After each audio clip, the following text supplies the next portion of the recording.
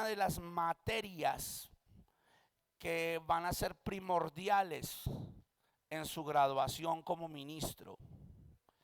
Bioética es una de las materias primordiales en su graduación, al igual que ética ministerial, porque son las bases fundamentales de cómo debe comportarse un ministro.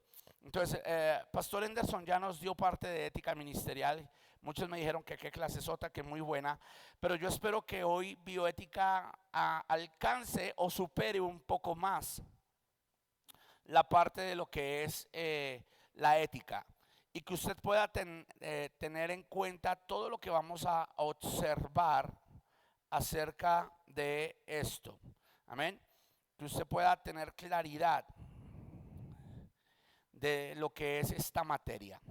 Ahora, ¿qué es la bioética? Y vamos a empezar, vamos a orar y vamos a entrar en materia, porque el tema está bastante disfrutante. Hay que masticar mucho. Vamos a tocar temas muy controversiales, vamos a tocar otros temas sacudientes, vamos a hacer profundización de textos, profundización de conceptos, y vamos a comparar. Por ejemplo, hoy espero por lo menos llegar al punto de: ¿la psicología es aceptada en la Biblia? Porque hablamos de psicología cristiana. ¿Es bíblica la psicología? ¿La psiquiatría es necesaria? ¿Qué diferencia hay entre aprender a distinguir científicamente una enfermedad psicosocial a un endemoniado?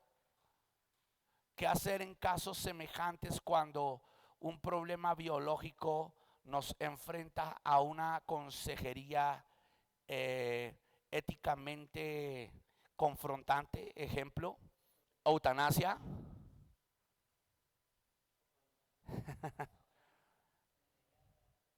Ejemplo,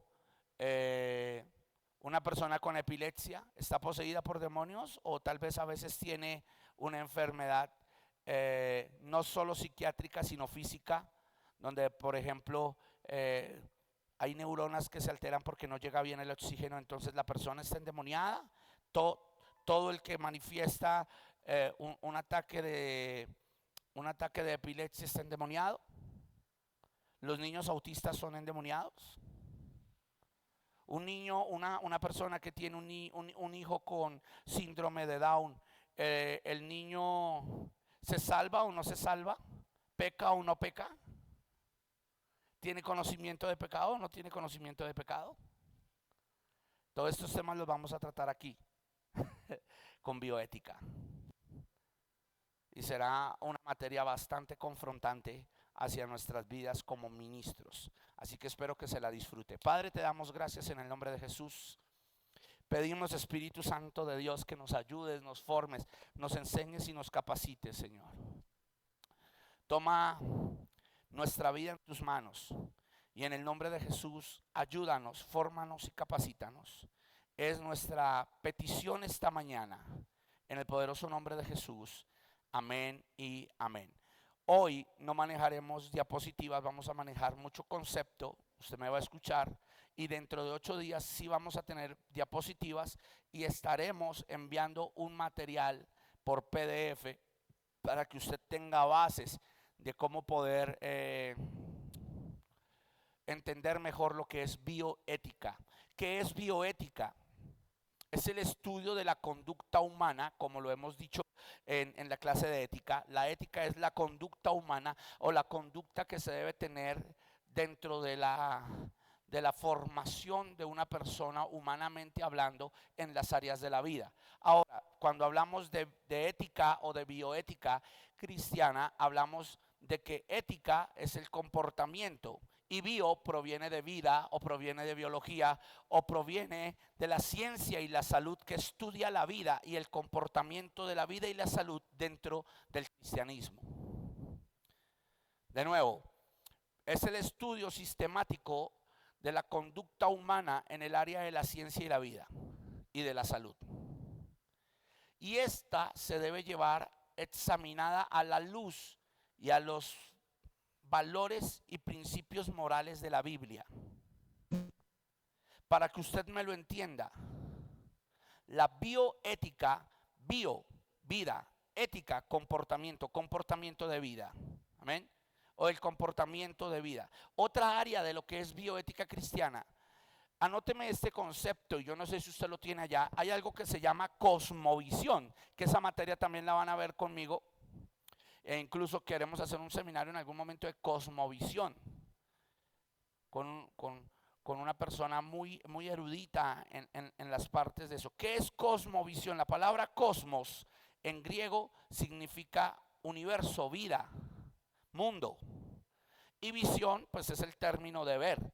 Entonces es como yo veo la vida, como yo veo la visión de la vida, del mundo, y como yo veo todo en general, el universo desde mi perspectiva como cristiano, como hijo de Dios. Eso es cosmovisión.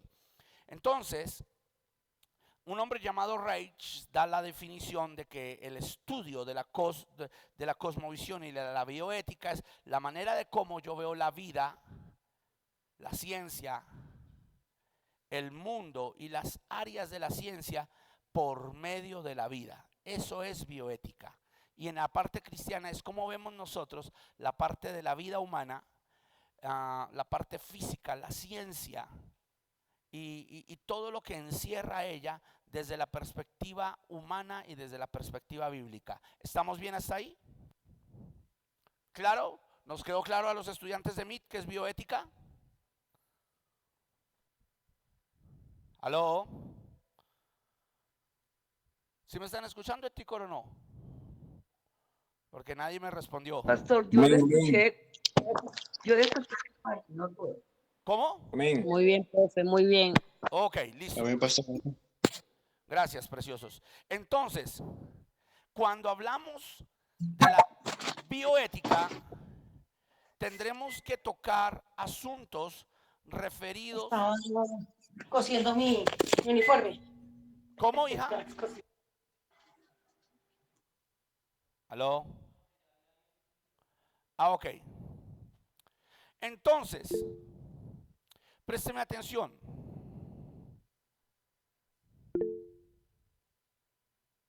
Usted va a abrir su Biblia en nuestro texto que va a ser base. Filipenses capítulo 4, versículo 8. Filipenses capítulo 4, versículo 8.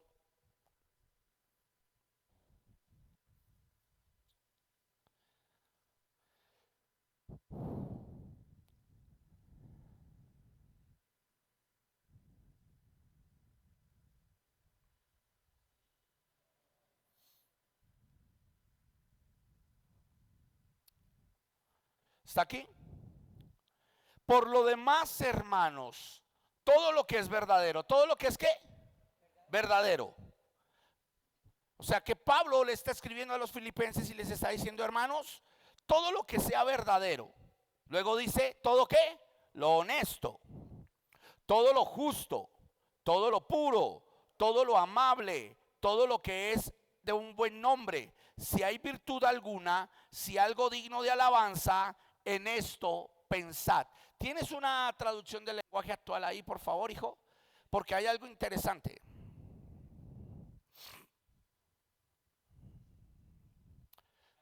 Ahora, en Filipenses 4:8, en la traducción del lenguaje actual nos dice, finalmente, hermanos, piensen en todo lo que es verdadero, en todo lo que merece respeto, en todo lo que es justo y bueno. Piensen en todo lo que se reconoce como una virtud y en todo lo que es agradable y que merece ser alabado. Ahora, ¿qué tiene que ver esto con bioética?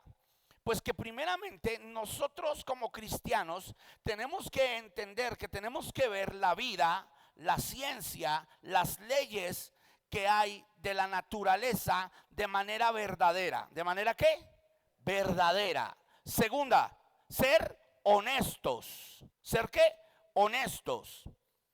Buscar pureza en todo lo que nosotros hacemos y aconsejamos hacia el físico, hacia la mentalidad, hacia la psicología de una persona, hacia el comportamiento. Tenemos que llevar a la persona a ser verdadera, a ser honesta, a ser justa, a ser pura, a ser amable, a tener virtud. y que pueda llegar a pensar en que la persona tenga un cambio de mentalidad y piense en todo lo que es digno de alabanza. Esa debe ser la base de todo ministro que quiere enseñar a la gente a ver una perspectiva de su vida de manera diferente. Diga cosmovisión. Ese es el término de la manera de ver la vida desde la perspectiva cristiana, de una manera honesta, verdadera, pura, amable, de buen nombre. Ahora, los cristianos vivimos en un mundo lleno de incrédulos. ¿Sí sabía eso? Primera de Corintios capítulo 5, cuando Pablo está hablando del joven que peca en la iglesia, Pablo hace una aclaración casi al terminar el capítulo 5, y Pablo llega y dice: miren, yo no les estoy hablando a ustedes que no hablen con los incrédulos de afuera, que no hablen con el inmoral, que no hablen con el homosexual, que no hablen con la lesbiana, que no hablen con el impío, porque les tocaría irse a vivir a Júpiter. Pablo lo dice muy claro, les tocaría salir del mundo e irse a vivir a otro planeta, y mejor dicho, hacer un planeta solo para cristianos. Y se lo tirarían. Porque créame que incluso un planeta lleno de cristianos no nos certifica que todos lo sean. No sé si me está comprendiendo.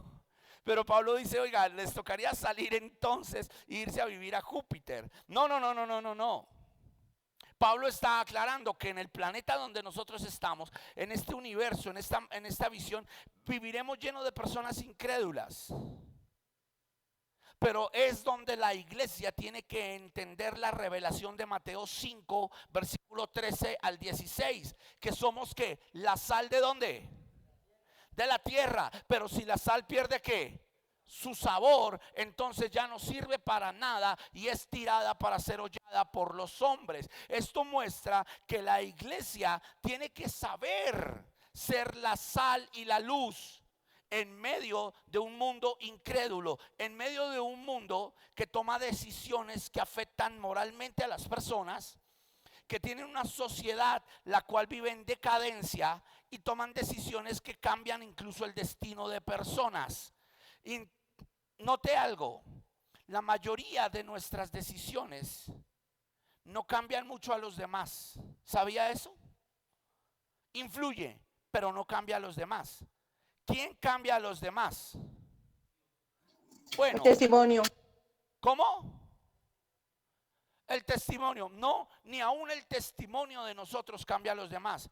Porque hay personas que son excelentes cristianos y en su casa no quieren saber nada de Dios, a pesar de que ven el ejemplo moral y ético de esas personas. El único que puede cambiar a una persona es Dios. Pero la persona en sí misma también toma decisiones para cambiar, sea en decadencia o sea en progreso. ¿Sabía eso? Por eso el ser humano tiene algo que se llama autodeterminación. Muchos le llaman libre albedrío. Yo ya les he explicado que yo no comparto el concepto de libre albedrío, porque el concepto de libre albedrío es acercarse a Dios como a mí se me da la gana. Ningún ser humano lo puede hacer. Pero el término original es autodeterminación. Entonces todo ser humano tiene una autodeterminación. Incluso la mayoría de nuestras decisiones no cambian mucho a los demás ni a nosotros mismos. Pero como discípulos de Jesús, nuestra trayectoria, ser más como Jesús, es sumamente importante. ¿Me está comprendiendo? O sea, usted no se llama cristiano para cambiar hábitos de su vida.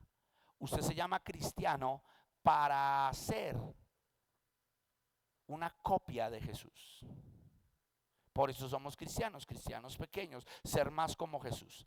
Y las decisiones en el área de la bioética son algunas de las más importantes decisiones que ayudan a la transformación de personas, y por eso debemos pensar mucho en lo que hacemos, en cómo aconsejamos, en cómo damos un concepto de manejos científicos, éticos, morales, socioeconómicos,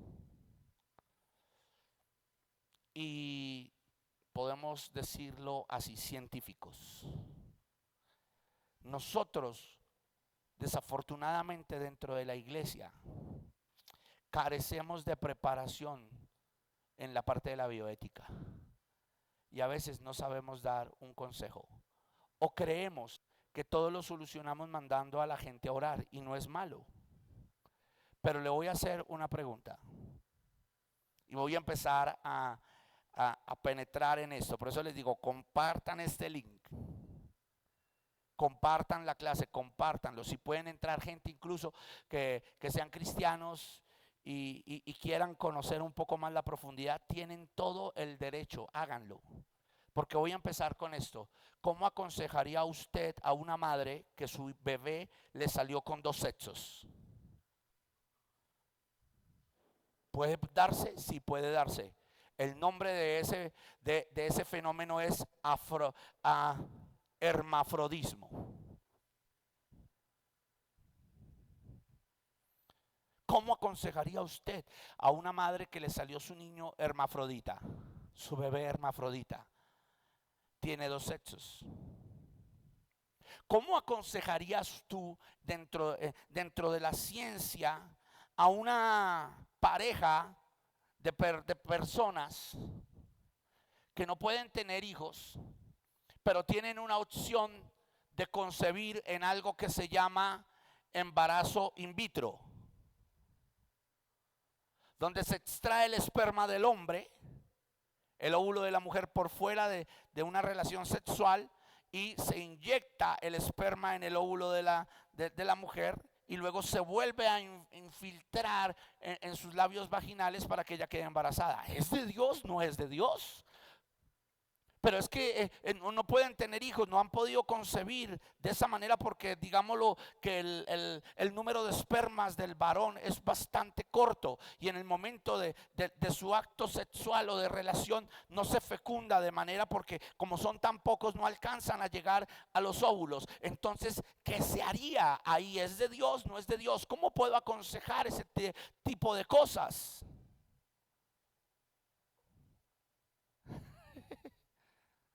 Me gusta que subimos las cejas aquí. Wow, ¿cómo así? Sí, ¿usted está dispuesto para una consejería de esas? O lo primero que va a decir es: eso es del diablo, o eso no es de Dios. ¿Cómo puedes tú dar una consejería a una mujer donde su hijo, su esposo o un esposo donde su hijo o su esposa lleva 20 años, 15 años en un estado vegetal? La persona ha gastado todo su dinero en el término de mantener vivo a la persona o a la pareja, pero los médicos científicamente le dicen que tiene muerte cerebral, que no hay nada que hacer por él, que sería mejor desconectarlo. ¿O no? Y la persona tiene que hallarse en un momento de tomar una determinación sobre la vida influyente de otra persona. ¿Lo haríamos? ¿Cuál sería la manera indicada de poder nosotros aconsejar ese término? ¿Cuál es nuestra opinión sobre la eutanasia? ¿Cuál es nuestra opinión sobre el aborto? Obvio, todos nosotros decimos, somos pro vida. Yo soy pro vida. Hacer en una circunstancia donde la vida de la madre se arriesga y la vida del feto también. ¿Cuál sería el consejo primario? ¿Qué consejo le darías tú a una niña? Que a mí me pasó el caso, lo viví como pastor aquí, donde llegó el papá a punto de pegarse un tiro con un revólver en una desesperación. No es, perdónenme, no es de gloria ni de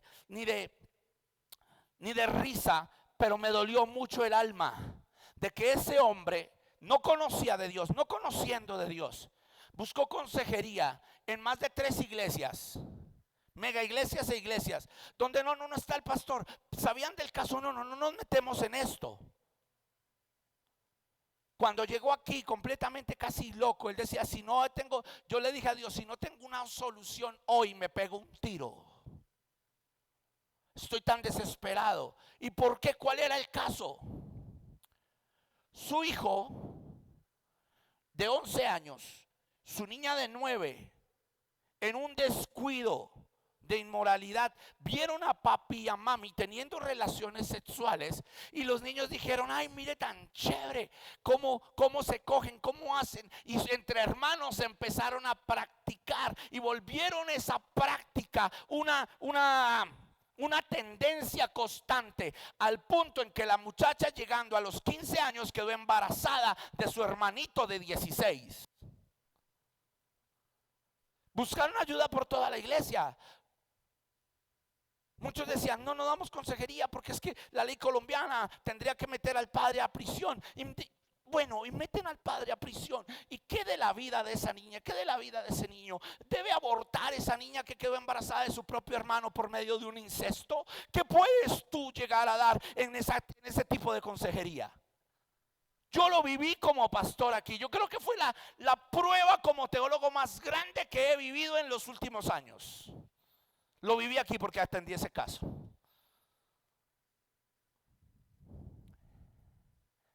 Me encanta el silencio.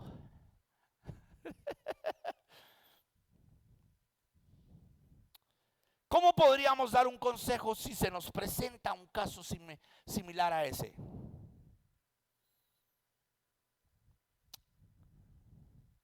¿Qué opinamos nosotros como cristianos de que cristianos, incluso pastores dentro de la iglesia, deseen quitarse la vida o estén en etapas de depresión?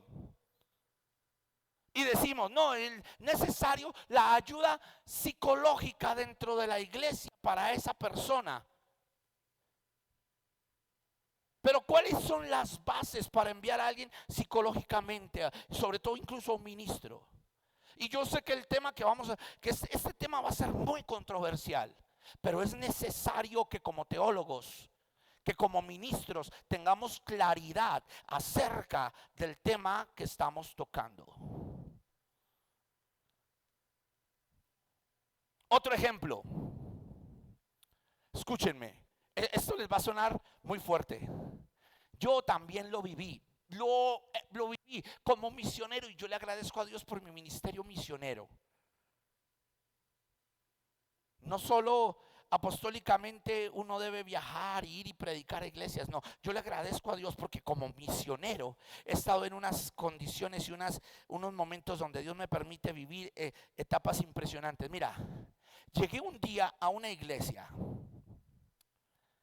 donde había una niña de 11 años, 12 años.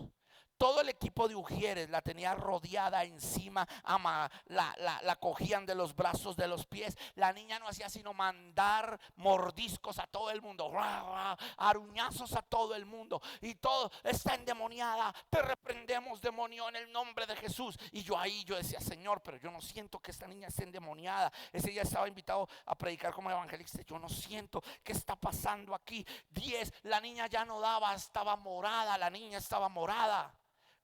Casi perdía las fuerzas. El pastor se le acercaba y le trataba de morder. Y la mamá ya gritando: déjenla, ustedes no saben que está viviendo mi hija, déjenla. Y el pastor diciéndole: no, hermana, hoy es el día de la liberación de tu hija. Cuando en un momento yo siento ir donde esa mamá y le digo: venga, mamita, siéntese aquí.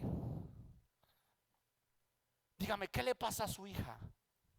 Ella dice: es que a mi hija desde los 5 años científicamente y médicamente la diagnosticaron autismo de hipersensibilidad masiva. ¿Qué significa eso? Es que si ella escucha ruido muy fuerte o algo, ella se emociona, ella se satura y ella empieza a dañarse la carita de la emoción, de la felicidad. Y entonces ella entra en un desespero y ella entra a querer abrazar a todo el mundo, a darle fuerza, y ella no sabe controlar sus emociones. Y yo en un momento sentí indignación. Me paro y le digo al equipo de Ujieres, al pastor: hermano, por favor, retírense, la niña no está endemoniada. ¿Dónde está nuestro discernimiento? Cojo la niña, le digo: mira, mami, tranquila. Ella me trataba de abrazar. Yo por un momento me puse para que me abrazara. Me dejó hasta las uñitas puestas en mis brazos. Y yo le dije a la mamá: ¿y qué pasa? Me decía: no, es que ella en el momento de la alabanza, ella brinca, ella se emociona, su felicidad. Y ella, la mamá llorando, decía: yo me he querido ir de la iglesia porque siempre me la tratan de loca, de endemoniada. Yo lloré ese día, todavía lloro.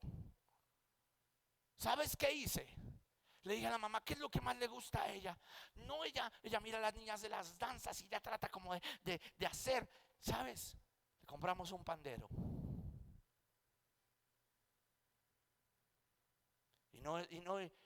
Nunca me imaginé que una niña autista pudiera ser tan excelente danzora. Pero el mal manejo del discernimiento de las situaciones científicas que pasan en la iglesia estaban destruyendo una vida, agobiándola. Porque a veces nos falta mucho discernimiento dentro de la iglesia para aplicar manejos. Y no todo es diablo, no todo es, podemos decirlo así, misticismo. También tenemos que tener lógica de cómo mirar el mundo y a las personas que se congregan en la iglesia.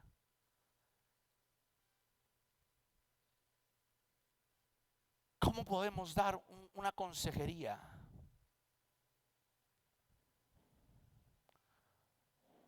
a una persona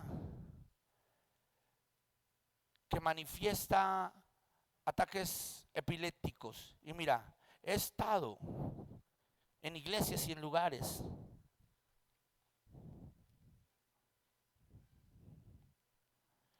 ok.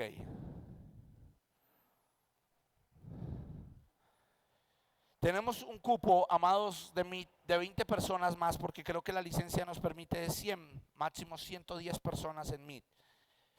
Pero ¿cómo podríamos dar un consejo a esto? ¿Cómo podríamos? ¿Qué decisiones deberíamos tomar? Un ejemplo. Hay programas, hay un programa que yo he seguido mucho como teólogo en un canal que se llama Discovery Home and Health. Discovery Home and Health, donde desde la edad de 3 años científicamente descubren a niños con cuerpo de niño, pero con una perspectiva de comportamiento psicológico de niña. No sé si lo han visto. Es una ideología. ¿Cómo podemos coger a una persona y cómo sabemos distinguir? Ojo aquí, entre una persona que tiene una ideología de género sobre homosexualismo y lesbianismo a una persona delicada. Hay personas que son delicadas en sus expresiones y que lo que necesitan es que usted le forme un poquito más de madurez en la manera de expresarse. Pero hay hermanos dentro de la iglesia que dicen, ese tiene un espíritu de lesbianismo o un espíritu de homosexualismo porque la persona es delicada, fue formado de manera delicada.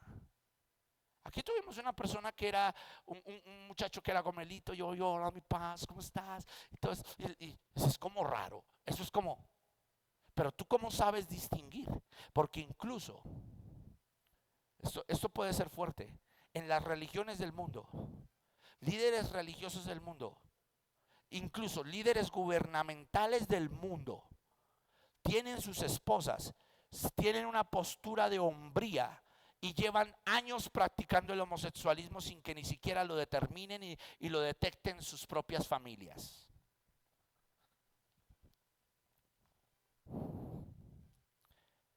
No sé si les está gustando la clase, si nos está llevando un poco a pensar un poco más allá. Y escúcheme, las decisiones en el área de bioética son las más importantes. ¿Por qué?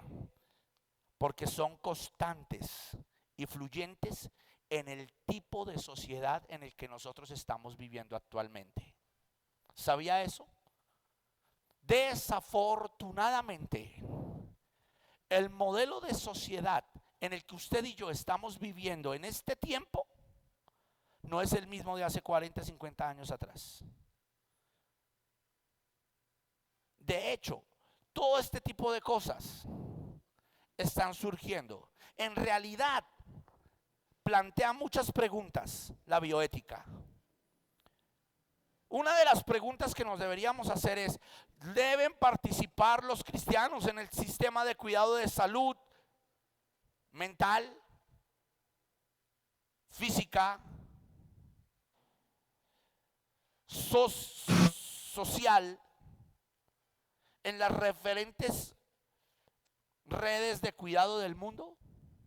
Oye, no solamente de la iglesia, sino del mundo. ¿Deberían los cristianos hacer parte de eso? ¿Tiene peso o validez las convicciones cristianas cuando hablamos de biología, de ética, de sociología, de antropología?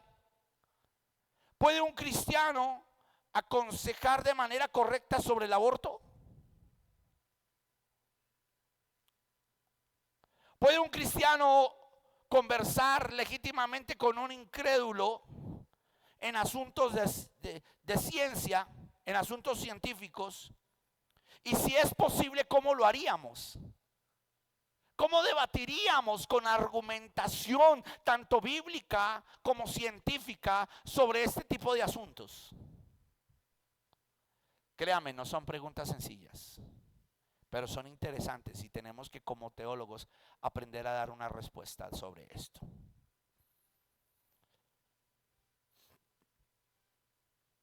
Hablamos de enseñar todo lo bueno, todo lo puro, todo lo amable. Llevar a la gente a algo, ¿cierto que sí? Pero aquí nos tendríamos que hacer una pregunta. ¿Cómo podemos nosotros ser luz en medio de una sociedad que ve tan fácil el manejo de la bioética, que se maneja más en bio y le quitó la palabra ética? Porque si usted mira la ética del mundo sobre este tipo de casos, es buscar la manera más fácil de solucionar el problema sin mirar qué piensa Dios, qué opina Dios o qué quiere Dios. ¿Aló? Ejemplo, si una madre desea abortar, pues la solución ahorita es que vaya a Profamilia y aborte. Aquí en Colombia, ¿sí o no? ¿Qué piensa Dios? ¿Cómo daríamos la respuesta a lo que es el aborto? Y voy a entrar aquí ya en materia. Vamos a entrar ya en materia. Por un momento. Mateo 22:36. Mateo 22:36 nos habla algo bien interesante. Mateo 22:36 al 40.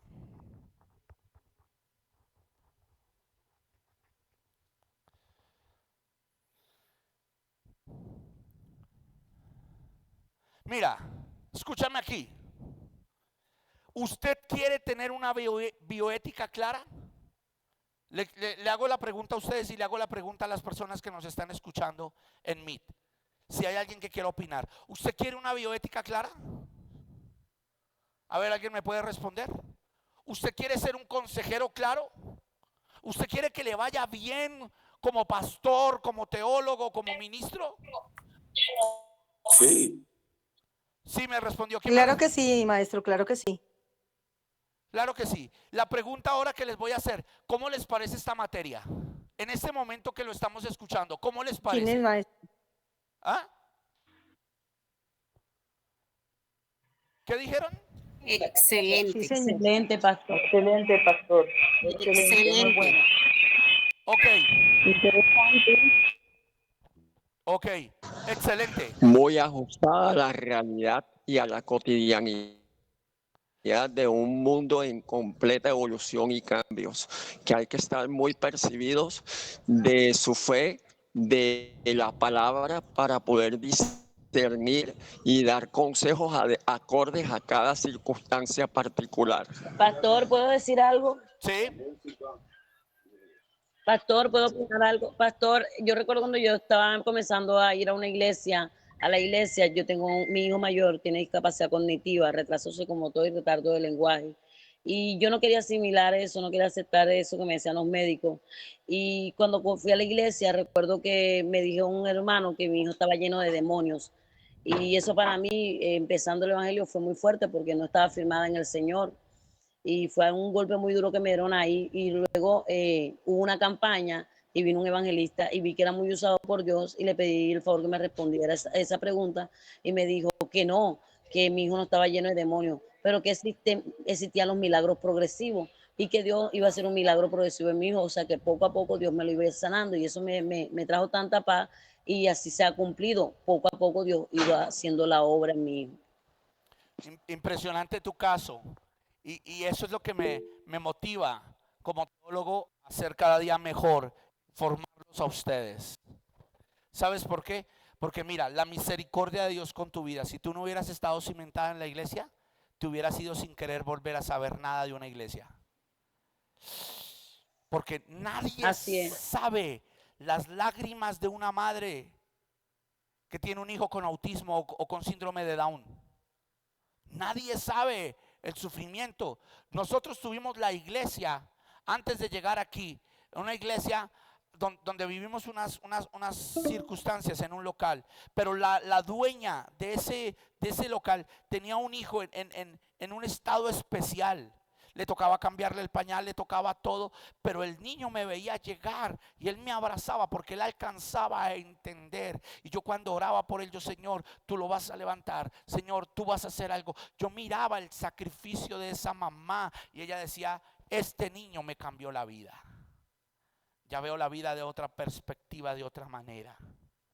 Y yo le voy a decir algo, con ganas de quebrantarme acá, porque esta es una de las materias que más amo en mi vida.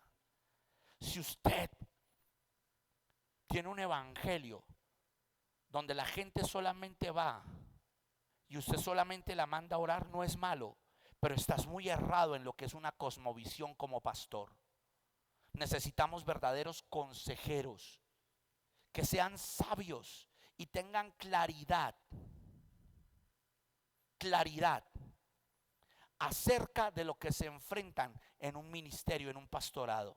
Porque estos casos incluso los vemos en la misma iglesia. ¿Sabía eso? En la misma iglesia vemos este tipo de casos. Mira, yo, como les dije, tuve esos casos que ahorita les voy a comentar cómo llegamos a la solución de ese tipo de casos. Y vamos a tocar todas las ramificaciones de bioética. Y no, créanme, no voy a terminar bioética hasta que por lo menos hayamos visto unos 12 procedimientos de cómo debemos actuar como hijos de Dios. O sea que yo espero que de esta a la otra, y si nos extendemos una más no importa. Maestro, por favor repita porque se le fue la señal. ¿Se fue la tocó señal? salir y volver a entrar. Ok. Profe, cuando te estaba hablando del autismo se fue la señal, nos tocó colgar y volver a entrar. Hasta ahí quedamos escuchándolo. Ok, ¿ya me escuchan mejor? Entonces, como les digo, no descansaré en bioética. Si me toca hacer bioética 1 y bioética 2 lo hacemos. Pero necesito que la iglesia pueda entender. Se cerró el micrófono. Ok, ya va. ¿Ya? ¿Ya ahora sí me escuchan bien? Ahora sí, ahora sí le escuchamos. Ok, es que pasó como una ola y bajó un poquito el internet. Ya estamos mejorando. Gracias a todos los hermanos que pagan y que dan su aporte. Ya creo que la otra semana tendremos internet de banda ancha, fibra óptica, para que podamos tener mejor resolución y cosas. Amén. Por eso les digo que es importante. Pero bueno, volviendo a nuestro caso, la base de la bioética. ¿Qué pasó?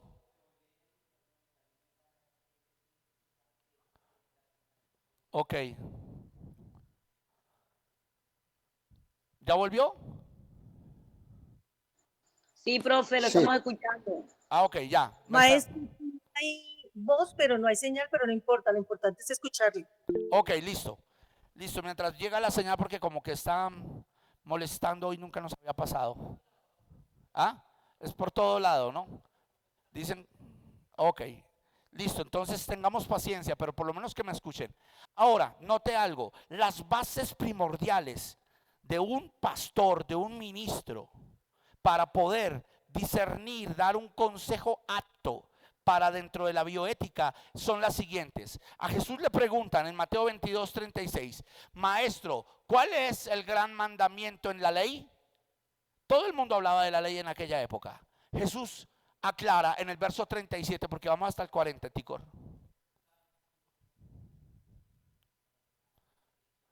Jesús le dijo: amarás al Señor tu Dios con todo tu corazón y con toda tu alma y con toda tu mente. Note algo: para poder dar un consejo sobre bioética en los diferentes casos, usted debe tener los pies claros en que todo el consejo que usted dé debe ser primario hacia cómo ama usted a Dios y cómo Dios quiere obrar en la vida del hombre.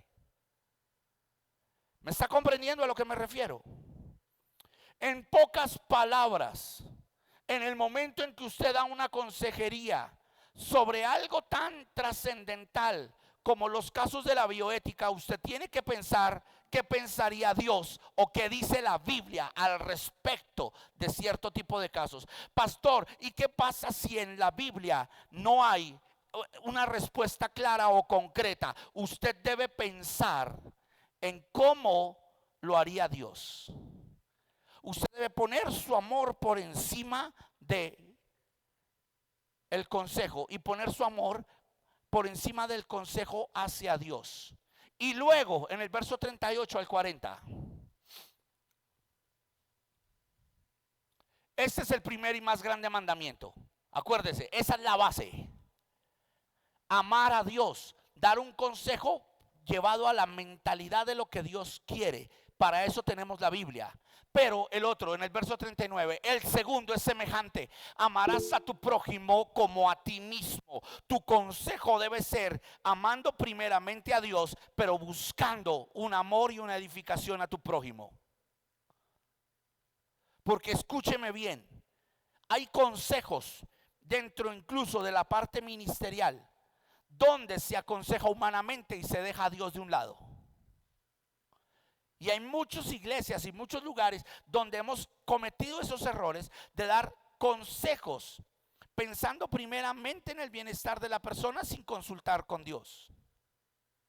¿Aló? Y lo primero es: ¿qué dice Dios? ¿Qué piensa Dios? ¿Qué dice la Biblia? Si no hay una respuesta en la Biblia, entonces indago hacia lo más cercano de edificación posible al pensamiento de Dios. Aló, ejemplo, empezamos. Ahora, empecemos. ¿Cómo solucionaríamos un caso de hermafrodismo en la iglesia? Llega mamá, llega papá, muy preocupados y dicen: pastor,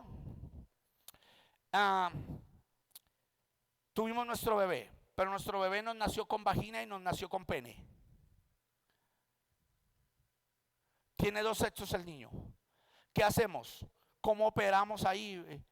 Apóstol, pastor, maestro, licenciado, doctor. ¿Cómo opero ahí? ¿Qué hago ahí? ¿Cómo puedo definirlo?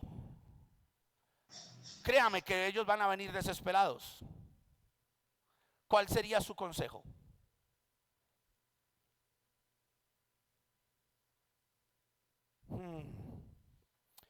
Ahí no hay Biblia que valga. Porque ok, ya va, Bayona, ya te doy la palabra. Pero sabes, ahí es donde entras tú a preguntarle a los padres. Pregúntele al doctor cuál cromosoma es más dominante en la vida de su hijo. Si el Y o el X. El médico le va a decir: no, tiene más cromosomas de niño que de niña. Ok. Segundo, espere a que el bebé vaya creciendo para una cirugía y vaya mirando físicamente la corporalidad que está tomando el individuo. Impresionante, ¿sí o no? Si tiene más rasgos femeninos o si tiene más rasgos masculinos. Ay, no puede ser, hermano.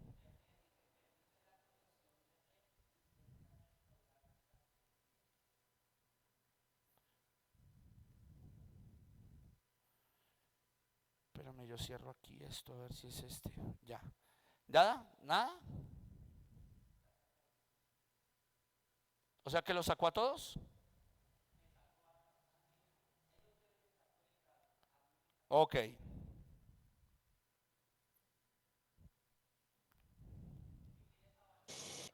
No, ¿cómo voy a avanzar?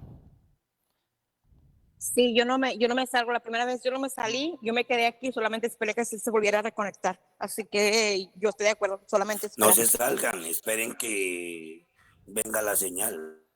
¿Cómo, cómo? Ya regresó el pastor. Ah, ok, ya estamos aquí. Complejo, pero bueno. Entonces, vuelvo y les digo, vaya dejando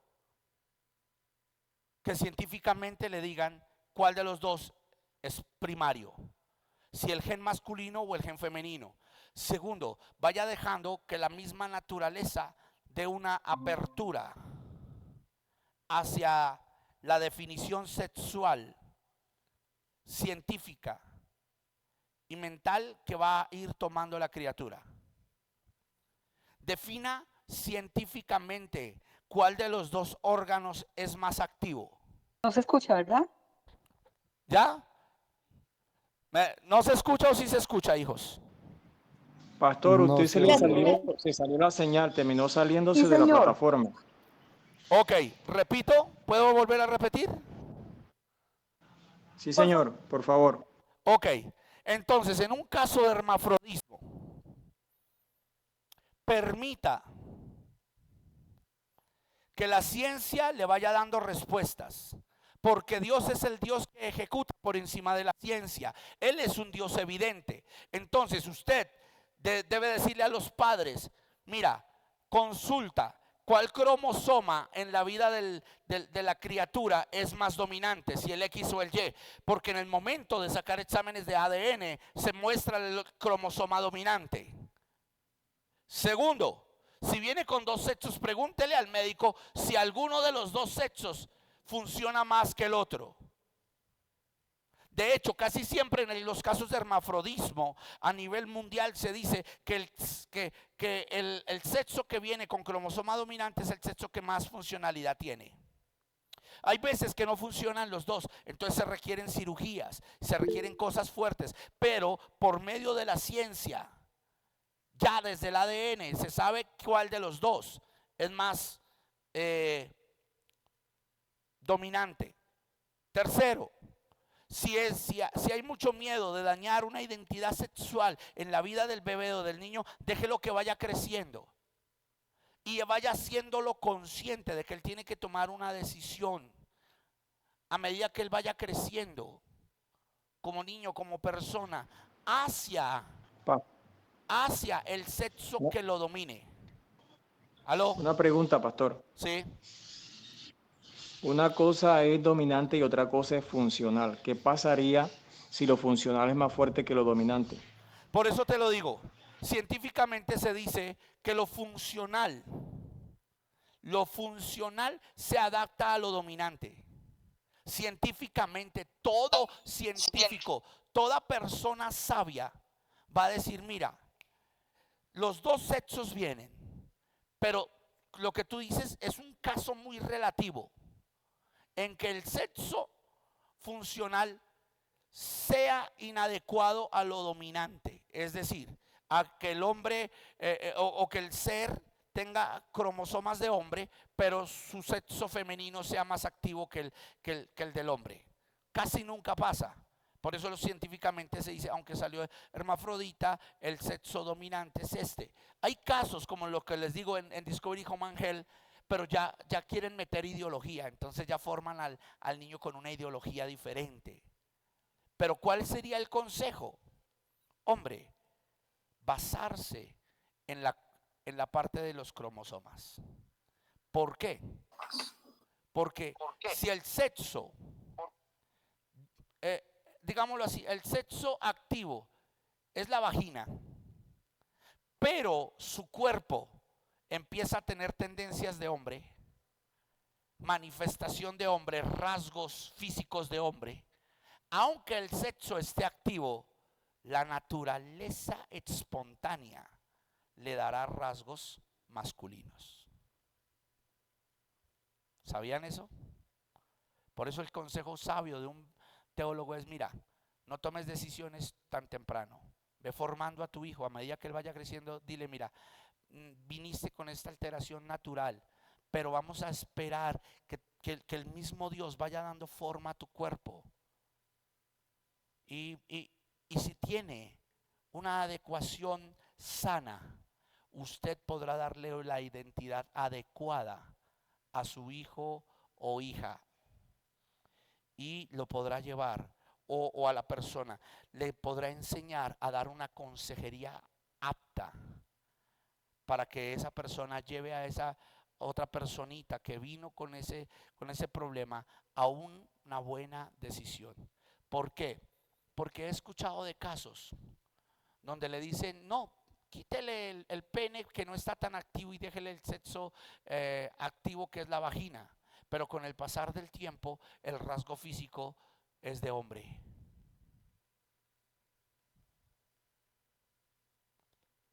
Entonces, hay algo interesante. La naturaleza se encargará propiamente de dar la evidencia de cuál es la naturaleza dominante en la persona. Y ahí es donde entra la formación desde la doctrina de enseñar a los padres a formar a sus hijos sobre una identidad. Mira, tengo este caso de hermafrodismo que lo manejamos hace 9 años en el Instituto de Ciencias Bíblicas de la Universidad de Jerusalén, con el hermafrodismo. Y con todo respeto, se los digo, qué gran ejemplo el que dio ese rabino, ese doctor. No lo toques, déjalo que vaya creciendo, pero ve enseñándolo. Ve diciéndole, mira, tú viniste así, pero deja que tu físico te dé. No eres un hombre encerrado en el cuerpo de una mujer, no eres una mujer encerrado en el cuerpo de un hombre. Sencillamente la propia naturaleza te va a decir. Todos los días ese papá paraba a su criatura o criatura en el espejo y le decía, ve, cada vez que tú vayas viendo el mismo físico, cuando ya la personita cumplió 14 añitos, empezó a vérsele rasgos de hombre, entonces se definió 100% como hombre, pero con una buena formación.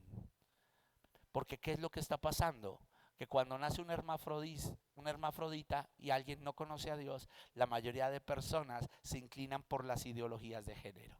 Entonces dicen, no, tú puedes ser un hombre encerrado en el cuerpo de una mujer encerrado en el cuerpo de un hombre, y se pasa por encima de lo que la misma ciencia y la misma biología nos demuestra. ¿Estamos aprendiendo? ¿Alguna pregunta hasta ahí? Aquí tenemos una pregunta, permíteme. Amparito, espérame un momento. Busquemos unas pilas, por favor. ¿Qué pasó con las baterías de?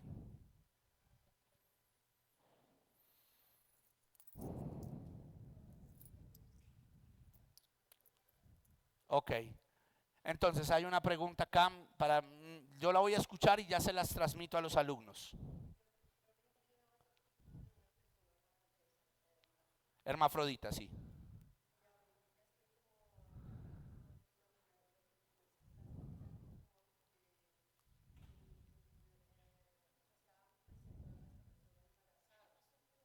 Ok, ya ahorita vamos a hablar de eso. Ok, eso es interesantísimo, ¿no? Interesantísimo. Me estaba diciendo la hermana que ella vio el caso de un hombre o de una mujer hermafrodita. Ya creció, llegó a una edad madura, adulta, y nunca se definió. Siempre se dejó los dos sexos, uno más dominante que el otro, y ahorita está embarazado. Creo que es un hombre que quedó embarazado porque tiene sexo de mujer. Entonces nunca se definió y siempre tuvo los dos sexos activos. Nunca decidió, pero su cuerpo es de hombre, y como tiene activación en su parte femenina, en su vagina y en su matriz, pues se hizo embarazar. Eso es una abominación, porque no tuvo a alguien que lo llevara a identificar que él es un hombre. Pero lo tremendo fue que dejó los dos sexos y sacó ventaja de su naturaleza pecaminosa, porque actúa como hombre y actúa como mujer al tiempo. Ese caso también lo vi. Buenos días. Ese caso también lo vi en Discovery Home and Health, amados. Pastor, tengo un caso. Ok, los escucho. Los escucho porque esta clase es participativa. Por eso es una masterclass. Su naturaleza los llevará a definir cuál es Permíteme, más activo que el otro. permíteme, Pastor ¿Puedo Benjamín, comentar? porque tiene la palabra mi hermano César Coronado. Hay un caso de un vecino. Sí, Se crió acá cerca, pues donde vivo. Mi esposa, pues, con su familia eran muy allegados. Bueno, son muy allegados a los vecinos. Y cuando el niño nació, él tiene alrededor de unos 25, 27 años. El muchacho, bueno, actualmente esta es la posición. Él tiene cuerpo de hombre, tiene más predominio muscular de hombre que de mujer. sí. Pero él, como no es cristiano, nunca le supieron de pronto darle manejo a la situación.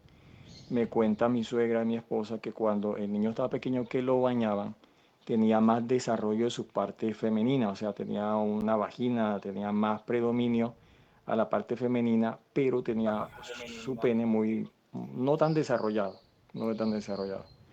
Hoy día, desafortunadamente, él, nosotros hemos predicado la palabra y todo eso, pero él tiene, digamos, como que la situación familiar, que cada vez que se emborracha, incluso se vuelve agresivo con los vecinos, les ha dañado, hay momentos como que, como dice la gente, que se le sube ron a la cabeza. Pero él, además de eso, tiene un predominio homosexual. ¿Un qué? Predominio homosexual, o sea, ya está operando otra cosa espiritualmente. Sí, sí, sí. Pero Entonces, su rango físico, sí, ¿cuál es el que demuestra? ¿El de hombre o mujer? su rasgo físico es masculino, porque Ok. tiene musculatura de hombre. Ahí Pero es, mi esposa me dice que sus órganos genitales se desarrollaron más femeninamente, ok, porque sí, ahí es donde entra César. La predominancia no es cuál de los dos sexos es activo, sino cuál de los cromosomas es más predominante. Porque la misma naturaleza lo demuestra. El problema es que como una alteración genética, los sexos a veces se desarrollan más uno que otro. Pero ahí es donde entra lo que nosotros llamamos la bioética. La ética te lleva a tener un comportamiento lógico de lo que se demuestra naturalmente. El comportamiento lógico de lo que se demuestra naturalmente es su rasgo como persona natural. Su rasgo como persona natural lo acabas de definir tú, es de hombre. Pero se desarrolló más el sexo femenino que el masculino, pero no significa que no se desarrolló el masculino.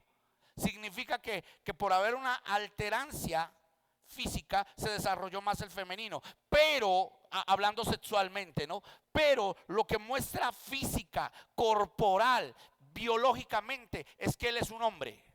Ahí es donde se debe tener la funcionalidad de dar el consejo adecuado, lo que tú acabas de decir, por no conocer a Dios. Entonces se deja. Pero cuando tú vas conociendo a Dios, tú mismo te das cuenta que el peladito o la peladita van creciendo y la misma naturaleza te va llevando. Y tú le dices, mira, tu parte femenina se puede estar desarrollando más, pero mira, naturalmente tu predominancia es hombre o es mujer. Ahí es donde... Buenos días. Buenos días. pastor, Pastor, disculpa compañero, para cerrar la pregunta. Ok. No sé, digo yo, pues como le decía a mi esposa, que también hay una disyuntiva aquí, por lo que él en este momento pues ya sería una parte espiritual, ¿no? Porque a pesar de saber de su historia, de un tiempo para acá que ya él comenzó ya a volverse una persona adulta, su comportamiento tiende ahora al homosexualismo, a menos que sea la parte influyente espiritual. Claro, ahí Está como el hay una caso, parte, como tú lo acabas de decir, hay una parte espiritual, pero hay una parte de falta de formación en genética, Dios, sí. ¿no? Por eso es... Lo otro es que no sería enmarcándose de pronto como esos casos de la gente que llega y es hombre, se opera mujer, pero termina siendo lesbiana, atendiendo al lesbianismo por influencia satánica. Sí, claro, esos ya son influencias demoníacas y vuelvo y les digo, dentro de 8 días que hablaremos sobre psicología, sobre tendencias demoníacas, tocaremos todos estos temas. Y créanme Pastor, el objetivo es dar claridad. Siga, la otra persona. sí, listo. Sí, señor, muchas gracias. Buenos días, compañeros. ¿Cómo te Pastor, no, llamas? ¿Nos digamos regalas que tu nombre? desde Gustavo. Ah, Gustavito, Dios te bendiga, ¿cómo estás? Bien, paz. Pastor, no, solamente les complica un poco esta parte, ya que por la ideología de género hoy en día está la parte legal, ¿no? Entonces, yo creo que el abogado que está ahí nos lo puede decir, ya que encaminar o direccionar a una persona, pues imagínese, hermafrodita, encaminarla o una persona que tenga tendencias masculinas o femeninas, y yo encaminarla al otro sexo, puede incurrir, eso no lo dirá el abogado, incurrir en problemas legales. En el caso de nosotros que somos creyentes, pero sobre todo en que un pastor pueda decirle a la familia que lo lleve a generar o a alinearse por este sexo y demás. Y puede ser, no sé, solamente estoy diciendo, puede ser que si yo lo alineo como padre, como madre, como tío, como abuela, más adelante incurra en un problema legal. ¿Cómo se Bueno, manejaría eso? Que ¿cómo se sería manejaría? la parte aquí. Por eso se llama bioética. Primero, nosotros 100% como ministros tenemos que estar sujetos a las leyes dentro de lo que es el término, el término de sujeción a las leyes. Pero estoy hablando, por ejemplo, a casos que se presenten dentro de la iglesia con personas conocedoras de Dios. Cuando ya es una consejería aparte de lo que nosotros llamamos el evangelio, lo que nosotros llamamos el cristianismo, pues ahí sí tenemos que usar la ética y ser muy sabios y mirar si la ley nos permite o no. Por ejemplo, en Colombia todavía no está aprobada la ley, en Canadá está aprobada la ley de que tú no puedes interferir en el libre desarrollo de la personalidad de alguien, ¿cierto? Porque puedes parar en la cárcel. Sin embargo, en los casos de hermafrodismo, mundialmente, eso es lo bueno, hay una ley. Y eso, por eso es muy bueno estudiarlo. Por eso les digo que esto les despierta a ustedes amplitud para estudiarlo. Mundialmente hay algo que se llama la Asociación Mundial de Hermafrodismo, la cual ha dado una libertad a que los padres permitan el desarrollo genético de la identidad de sus hijos, hasta que ellos puedan definir biológicamente quién quiere ser o quién no quiere ser. Ahí, médicamente y científicamente, los gobiernos aprueban esa área porque ellos están sujetos a lo que nosotros llamamos el libre desarrollo de personalidad. Y la personita pues no sabe cuál es su personalidad hasta que biológicamente o científicamente toma su decisión. ¿Qué pasa en Estados Unidos, hermano Gustavo? Pasa lo siguiente. Pasa que como la ideología de género está tan regada a nivel mundial, entonces, que mi propio hijo decida. Ya los padres dicen, no, yo no decido que mi propio hijo decida. Entonces, el niño, como no tiene una claridad sobre qué es, él se puede mirar al espejo y puede decir, bueno, me estoy teniendo facetas de hombre, pero lo que acabó de decir el hermano César Coronado, pero me siento como más activo en mi vagina, en mi parte femenina. Entonces de ahí entra el problema de la ideología, el choque entre lo que ellos quieren y lo que ellos sienten. Y ahí es donde está desafortunadamente el peligro. Sí, la ley todavía está activa, porque yo lo miraba, está activa. Por ejemplo, nosotros como cristianos, si se puede dar un caso de estos en la iglesia, que no signifique que no se dé, pues ya tenemos claridad de decirle a papá, mira, puedes hacerlo, puedes ir formando biológicamente a tu hijo. Nosotros como pastores, y quiero hacer la aclaración, o ministros, no podemos influir en el dominio de la sexualidad de nadie. Pero si alguien nos busca pedir un consejo. ¿Me permite cotejar algo desde el punto de vista jurídico? Sí, ya va, mi amado. Ya te voy a dar la palabra, porque esto es muy, muy interesante.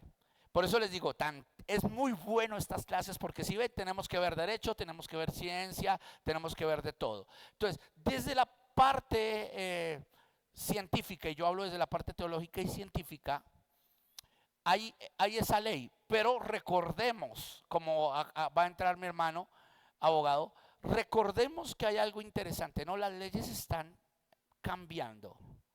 Y en este tipo de cosas no será fácil aconsejar. Y escúcheme, ni siquiera desde la parte bioética será fácil aconsejar. Se volverá difícil aconsejar en todas las áreas de la humanidad, porque esto va en decadencia. Y tenemos que ser claros y concisos en eso. Ya hasta para dar una consejería ministerial, hasta sobre finanzas o de matrimonio, será difícil. Porque cada día el gobierno del anticristo tratará de quitar que nosotros podamos traer lo que acabamos de hablar en Filipenses 4:8. Todo lo bueno, todo lo amable, todo lo puro, todo lo que es digno de honra. En esto tenemos que ser conscientes que tarde o temprano nos enfrentaremos a leyes que tratarán de impedir que la iglesia ejecute y ejerza legalmente y moralmente ética. Amén. Te escucho, mi amado abogado querido César. Amén, amados. Bueno, sabemos que hay profesiones que tienen una particularidad, como son los abogados, los ministros, defensores de familia, manejan lo que se llama el secreto de la confesión, Eso que es la muy bueno. ley los ampara bajo ciertos artículos, porque todo lo que una persona con este, digamos, título está amparado por la ley. El secreto de la confesión solo se rompe y la ley lo autoriza cuando la vida de una persona está en riesgo. Si alguien te hace una consulta y te dice a ti que quiere suicidarse y tú no ves la manera de conducirlo a un protocolo para que él logre salvar su vida, puede ser condenado, como un caso de Estados Unidos donde condenaron a un pastor cuyo feligrés le manifestó en muchas ocasiones que tenía el deseo de suicidarse y nunca procuró por incluirlo en el protocolo para que fuera a terapia, etcétera, etcétera. Ok. ¿Qué está pasando hoy en día con las leyes que precisamente estamos tocando de LGTB? Que esto es una tendencia que desde las mismas Naciones Unidas están avalando esto. Por eso las Naciones Unidas tienen mucha responsabilidad, porque ellos han mal usado su buen nombre para dañar la humanidad. Entonces, cuando nosotros demos una consejería de este tipo, uno, hay que tener en cuenta lo siguiente: si la persona, en este caso, que está viviendo el problema es un mayor de edad, tienes el consentimiento de él, porque la ley te autoriza a que estás tratando con un adulto, ¿no? Con una persona mayor de edad. Si es menor de edad, tienes que tener en cuenta entre los 12, 14, 15 años, que ya son menores adultos, que también la ley te puede permitir cierto tipo de trato, pero con autorización de los padres. Ahora, hoy en día, incluso para grabar una clase como estos medios de MIDE, etcétera, siempre se autoriza que cuando se va a iniciar la clase, el que va a grabar pida la autorización expresa para que quede sucintamente en la grabación y preguntar: ¿están todos de acuerdo que vamos a grabar esta clase? Si cuando la persona ya da su consenso, la ley lo exime, o sea, lo excluye de cualquier tipo de responsabilidad que se produzca en el desarrollo de esa grabación. Sí, Eso puede estamos de pasar acuerdo. también en una consejería con este tipo de personas. Si es un menor de edad, va con sus padres. Recuerde que todo tratamiento de menor de edad siempre debe ser en compañía de sus tutores, en este caso sus padres, ¿verdad? O quien tenga la custodia, porque pronto no son los padres, pero es un niño de bienestar que tenga un tutor. Entonces, siempre puedes grabar, como hacen los periodistas, graba, colocas una cámara y siempre antes de iniciar la grabación vas a preguntar: ¿me autorizas a grabar con fines ministeriales bajo el secreto de la confesión por asuntos de ley? Y la persona te va a dar su aval o no te lo va a dar. Si no te lo va a dar, no sigas, porque te puedes meter en un lío ya desde el principio. Pero si la persona expresamente te dice, sí, claro, cómo no, puede grabar, entonces ya tienes algo que si más adelante se forma cualquier reclamación, te puede eximir ante la ley. Excelente, Amado. Entonces, ya lo tenemos claro y es muy bueno lo que acabas de decir sobre el secreto de confesión. Bueno, yo lo tenía en la parte de psicología, pero no sabía que también se podía hacer y mira, yo también aprendo. Qué bueno, Amado César, ese buen consejo desde la parte jurídica, ¿no? Y eso pasa en muchos países. Recuerda que las acusaciones sobre un cambio del desarrollo de la libre personalidad es porque no se llegó a la parte ética de estar sujeto en lo que son secretos de confesión y entonces una persona puede aprovechar esa consejería para decir que tú quisiste influenciar en él un cambio de naturalidad y de personalidad. Por eso es tan importante también la parte de derecho, que también lo vamos a ver aquí, ¿no? Vamos a ver administración pastoral y jurídica en algún momento en estas materias. ¿Vamos bien? ¿Alguna pregunta, alguna opinión Pastor, hasta ahí? Pastor, un criterio desde el punto de vista de la salud, de una ¿Quién está hablando? ¿Ella? experiencia muy personal que tuve en el departamento del Chocó, porque todavía se sigue practicando en esa zona del país. En el año 2008, más o menos, a mí me tocó formar parte de un equipo de intervención de la Superintendencia Nacional de Salud.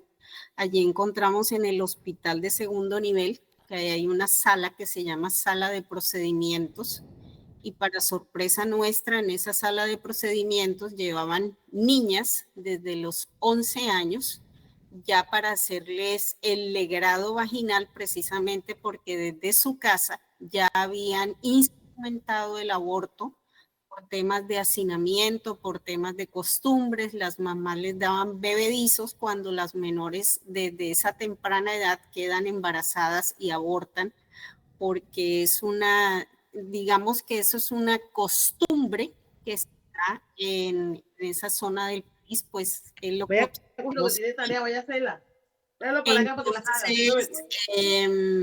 allí encontramos que institucionalmente nosotros dentro del proceso teníamos que retomar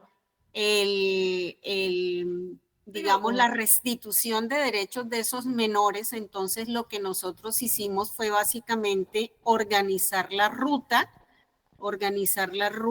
de los menores de edad, incluyendo al bienestar familiar, porque el bienestar familiar ni siquiera tenía conocimiento de estos casos. No sé si me están oyendo, pero sí, creo que hay una interrupción. Pero permíteme, Ginette, por favor, ciérrame tu micrófono, Ginette, porque me interrumpes a la hermana.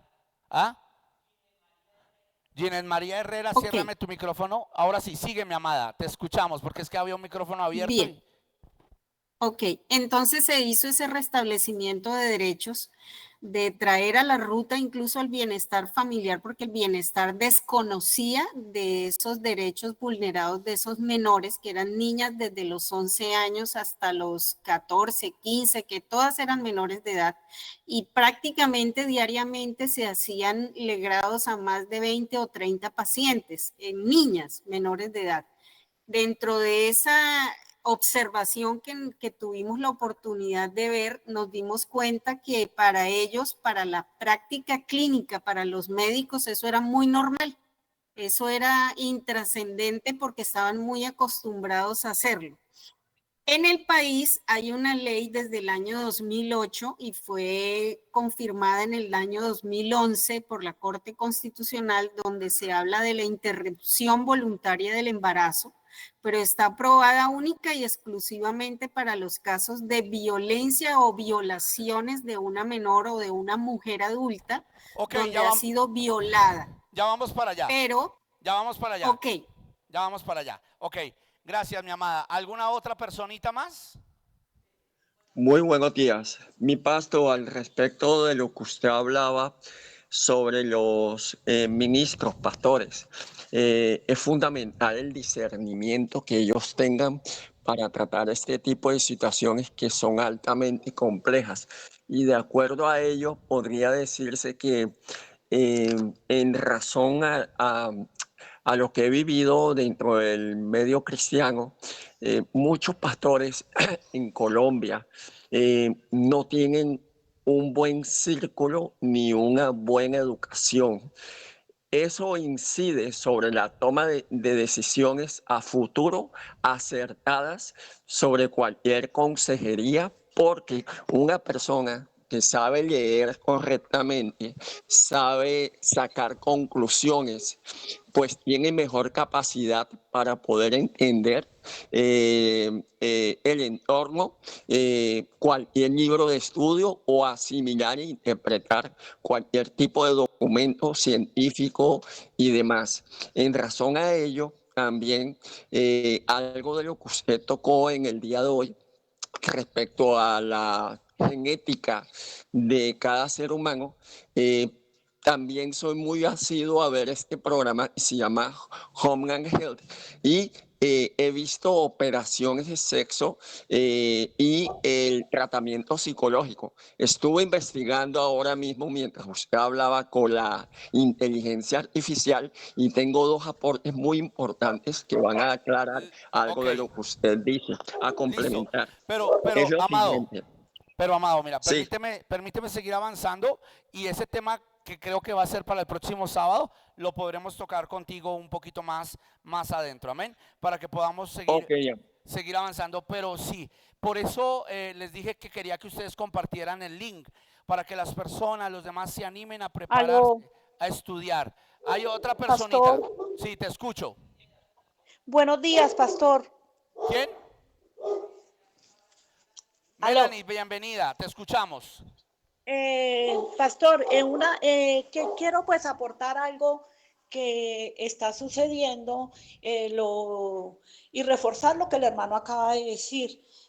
A nivel iglesia hay mucha ignorancia, no todos, no estoy generalizando, pero retomando lo que usted estaba diciendo sobre los ataques epilépticos o los niños de síndrome y toda esta cuestión, la iglesia está ignorando mucho eso y está haciendo es como un tabú y una doctrina totalmente diferente a la cual nosotros tenemos que estar ejerciendo.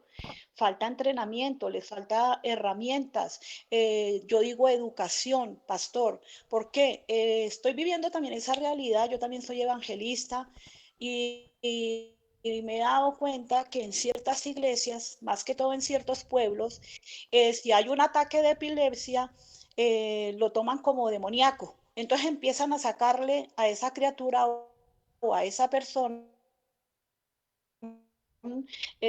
los amados siervos de Dios están viendo ahí y lo que hacen es empeorar el caso. Si llega una enfermedad, entonces inmediatamente esto es gravísimo y yo quisiera que los que me están oyendo tomáramos cartas en el asunto. Si hay una enfermedad que sabemos que es del cuerpo, no saben distinguir si es somática, si es del cuerpo, qué es lo que está sucediendo. Entonces, si hay una enfermedad en el cuerpo que es necesario que visiten a un médico y que Ok, pues se hagan sus ok. exámenes correspondientes. Entonces, no, lo primero que dicen es un brujo le lanzó una hechicería y usted tiene ese cáncer por eso.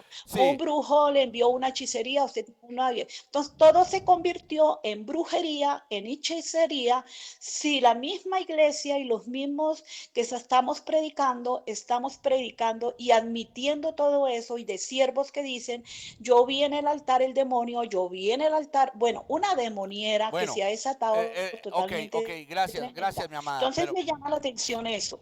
ok, escúchame.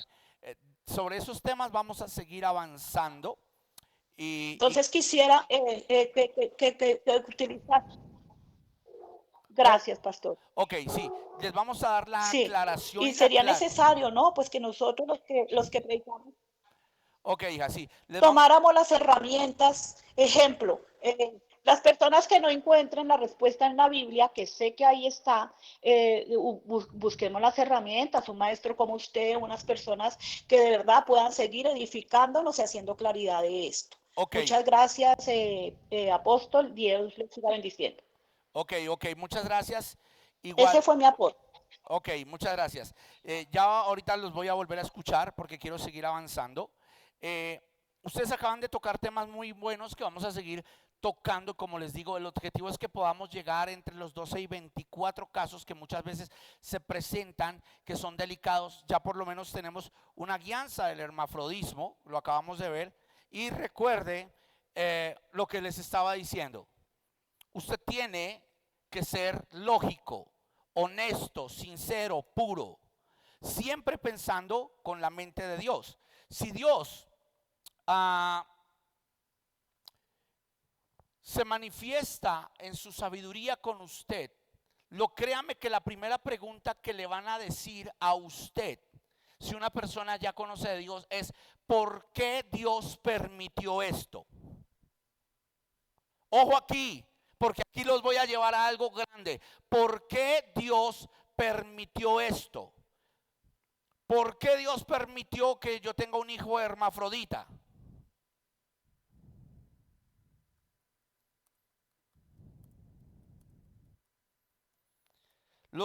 Usted tiene que observar esto. Y voy a mirar aquí, permítame un momentico porque se me salió un momentico de aquí. Ok.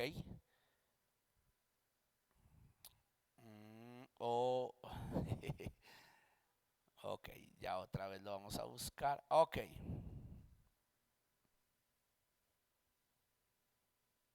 Éxodo 4:11. Éxodo 4:11. Miren esto, Éxodo 4:11. Y téngame claridad ahí, porque mira, cuando usted da una consejería sobre un caso de estos de hermafrodismo, o de un niño que nace ciego, un niño que nace sordo, una persona que nace con una alteración física, ellos le van a decir a usted: y si Dios es tan bueno, si yo me congrego, o si esto, ¿por qué Dios permitió que mi hijo naciera hermafrodita, o naciera autista, o tuviera un problema de estos? Entonces usted tiene que tener la mente clara, ser firme y entender que Dios es soberano. Y enseñarle a la persona que la soberanía de Dios se ejecuta en la vida de él para enseñarle algo. Y aunque en ese momento la persona no lo entienda, a su momento lo entenderá para hacerlo un mejor padre, una mejor persona, un mejor ministro, para hacerlo un mejor. Y ahorita le voy a dar el ejemplo de esto. Mire, Éxodo 4:11 dice: y el Señor le respondió: ¿quién dio la boca al hombre? ¿O quién hizo al mundo y al sordo y al que ve y al ciego? ¿No soy yo Jehová? Verso 12. Ahora pues ve, y yo estaré con tu boca y te enseñaré lo que hayas de hablar. Mira, Dios está hablando con Moisés aquí, y Dios le dice a Moisés: yo creé al ciego, yo creé al sordo, yo creé al mudo. Hay otra parte en las escrituras donde dice: yo hice al manco, al cojo. Yo, Dios, tengo misericordia del que quiera tener misericordia ya, y me revelo al que quiera revelarme. Entonces, ¿Dios es un Dios tirano? No, sencillamente Dios hace esto para enseñar su gloria a esos padres, o para enseñar un propósito divino. ¿Por qué dice esto, pastor? Bueno, le voy a contar esta historia para seguir avanzando. Un día, un hombre de Dios, un gran hombre de Dios, general, un gran general de Dios, está aquí. Estamos hablando de los generales de Dios. No sé si fue, no fue Jonathan Edwards, fue alguien en la misma época de Edwards. Tuvo un niño, tuvo un hijo, présteme atención, tuvo a su hijo. Él empezó a notar que el niño empezaba creciendo, pero no desarrollaba el habla. El niño no hablaba. Cuando se dio cuenta, el niño era sordo, mudo. Ese padre entró siendo uno de los predicadores más grandes en pelea con Dios. Dios, yo que te he servido por años, yo que he estado ejecutando mi vida por años, me he desgastado sirviéndote, ahora tengo que ver un hijo sordo, mudo. Cuando lloro por sanidades y tú has sanado a sordos y a mudos en mis manos, Señor, me has usado. Ahora tengo un hijo sordo y mudo, ¿qué será de mi vida? Él entró en depresión. El niño creció, El niño llegó a tener 15, 16 años, no podía desarrollarse. Él entró en depresión, se le apagó el ministerio, dejó apagar el ministerio como por unos 5 años. De estar peleando con Dios, él entró en depresión. Él decía, pero yo cómo voy a orar por enfermos teniendo un hijo enfermo. Yo cómo voy a orar por los sordos y mudos teniendo un hijo sordo y mudo. La gente me va a decir primero ora por tu hijo para luego orar por otros. Pero ¿sabes qué hizo el padre? Dijo, no, yo tengo que hacer algo. Mi hijo pues, es sordo y mudo, no puede. Enviémoslo a un colegio para sordos y mudos. Y lo envió al colegio más grande de Inglaterra para sordos y mudos. Y mientras lo envió, esos 3 años que lo envió, él peleaba con Dios.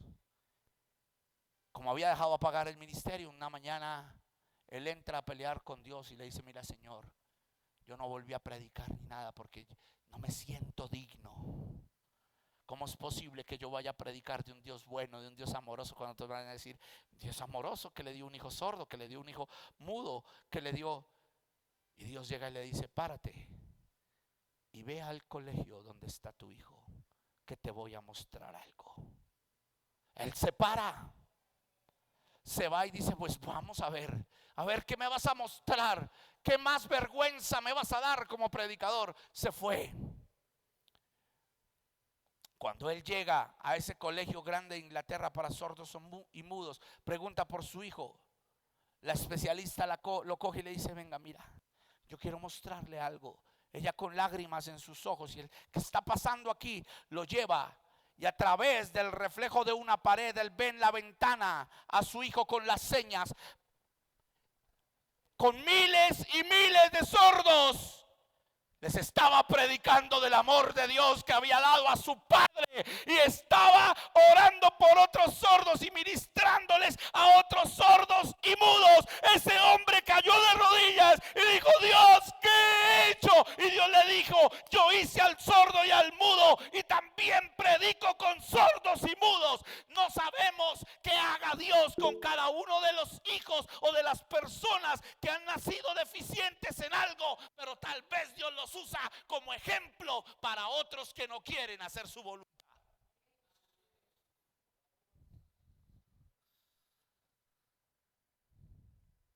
Ese joven sordo y mudo fue conocido como el mayor predicador para los sordos y los mudos de toda Europa, y trajo un avivamiento entre sordos y mudos.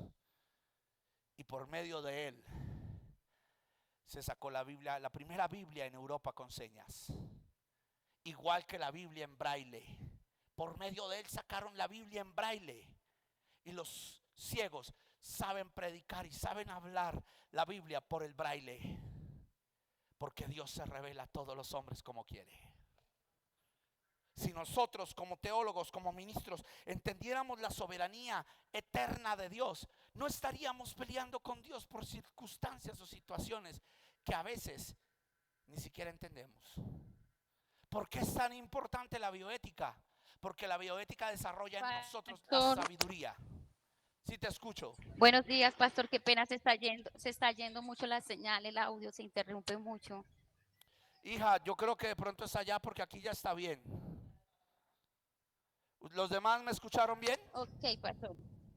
Voy a mirar. Excelente. Gracias. Sí, señor. Amén. Amén, amén. Escucha perfectamente. Ok. Amén. ¿Cómo les pareció esta historia?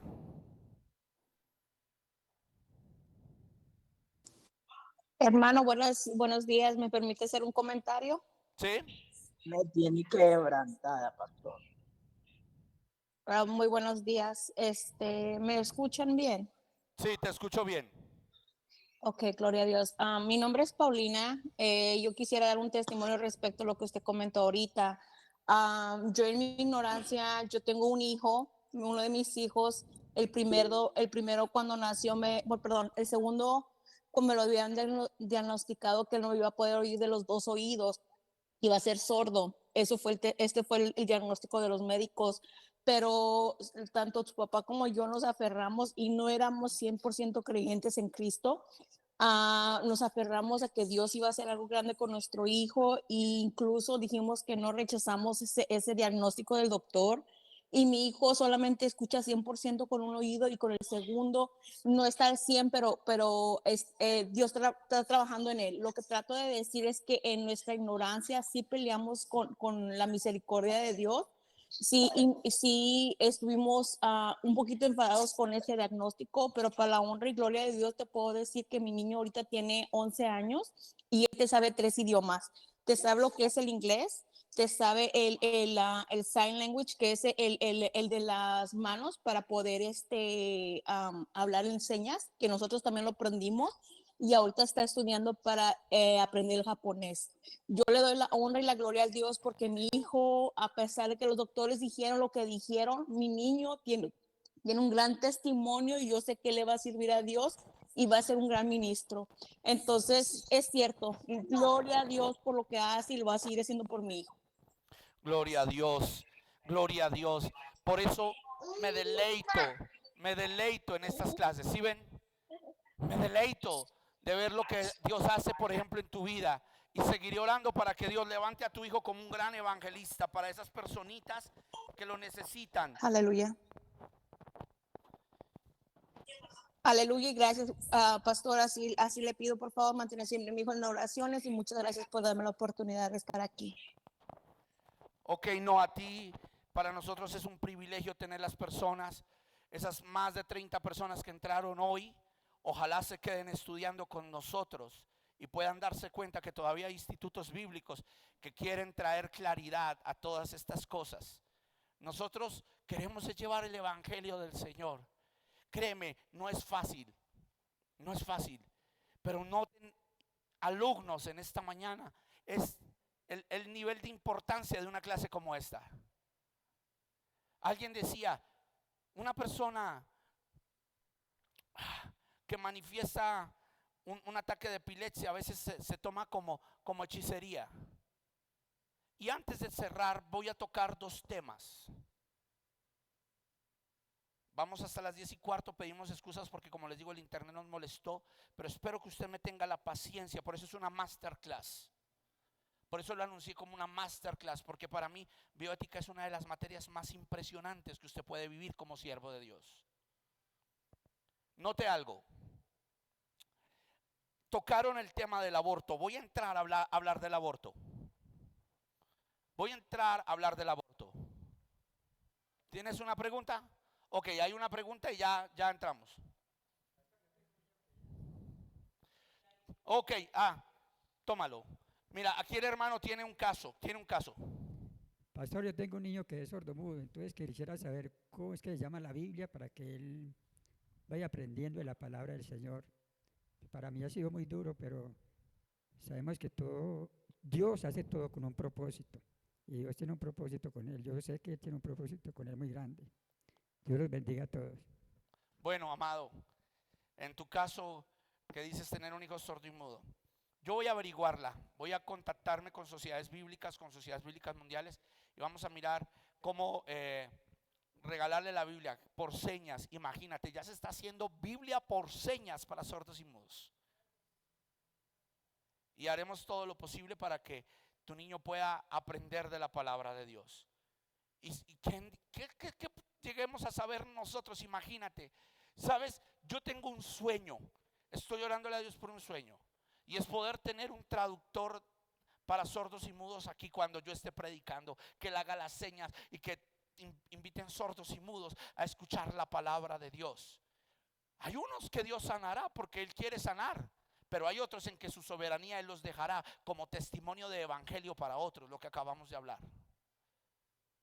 Y qué lindo ver a los alumnos hoy aquí quebrantados, a otros allá tocados, pero poder decir, hermano, mira, el evangelio no es simplemente pararse y predicar a unos. No, el evangelio es para toda criatura. Toda. Y tenemos que traer claridad a toda vida. Porque a veces somos muy convencionales, solo a predicar al que llega a la iglesia. Pero no tenemos un evangelio para sordos, para mudos, para ciegos. Y el Señor dice que Él abrirá los ojos de los ciegos, hará que los mudos canten, hará que los sordos oigan, pero no sabemos cómo muchas veces. A veces solo nos imaginamos, es que es el milagro en que los ojos se abran o los oídos oigan o la gente hable, pero no sabemos que Dios puede usar su mismo lenguaje con ellos. Él dice: en lengua de tartamudos hablaré a esta nación, y a veces en su propia rebeldía ni me escucharán. O sea que Dios conoce muy bien los idiomas y los lenguajes y los procesos. Ánimo, hermano, ánimo. Y no lo tomes como algo duro, tómalo como una bendición. Porque sabes, a veces el hombre que habla y escucha peca más con su boca y con sus oídos que los que ni siquiera pueden o escuchar y hablar. Te animo y te amamos y oraremos por ti para que Dios extienda esa misericordia cada día sobre tu hijo. Amén. Ahora hablemos de algo tan fuerte como el aborto. ¿En dónde podemos aconsejar nosotros un caso como el que les voy a comentar? ¿Qué haríamos nosotros si llegaran aquí y nos dijeran: mira, mi hija saliendo de la universidad la violaron 4 tipos, ella quedó embarazada de ese producto de violación? Somos pro vida. ¿Cuántos son pro vida? Yo soy pro vida. Pero ¿cómo podríamos nosotros aconsejar a una familia que diga: la niña quedó embarazada, hay que aborte, porque ya no puede ni ver ese bebé, ni sentir ese bebé, porque le va a recordar cada vez más la violación que hicieron? Psicológicamente ella está alterada. Y ahí es donde entra lo que vamos a ver en 8 días, porque hoy ya el tema se nos fue. Y como les digo, lo que sea bioética va a ser masterclass. Usted va a poder compartir el link. Pero mire, le van a decir a usted: ¿cómo podría aconsejar eso? ¿Cómo podría manejar esa situación? Cuando la niña o la persona o la joven o la mujer ve que en su vientre hay un producto de lo que fue una violación,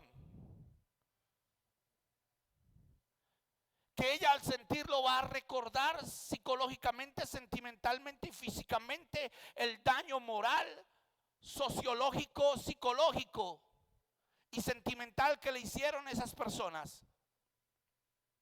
Pero usted se halla entre la decisión de una madre que psicológicamente está alterada, sentimentalmente destruida, psicológicamente devastada, contra su principio moral y ético en Dios de amar por encima de todo.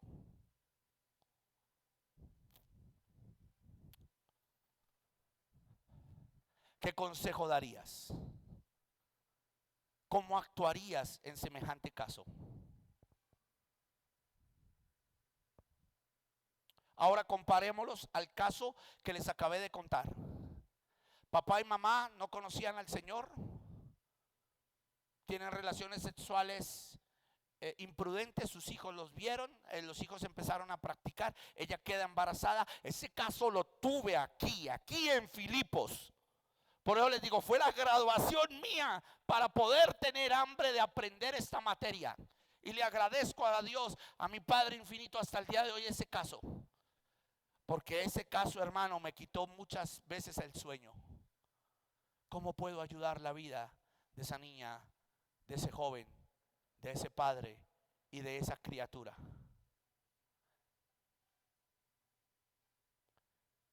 Cuando llegó ese padre acá me dijo: pastor, los médicos dicen que el bebé solo tiene una malformación en su manito.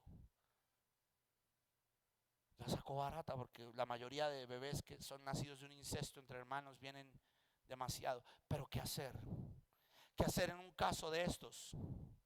¿Qué hacer si un hermano de la iglesia, Dios no lo quiera, tiene su esposita?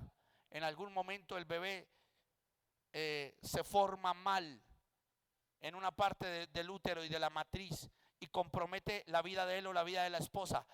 ¿Qué consejo le darías tú a ese varón? ¿Cuál de las 2 vidas escoger?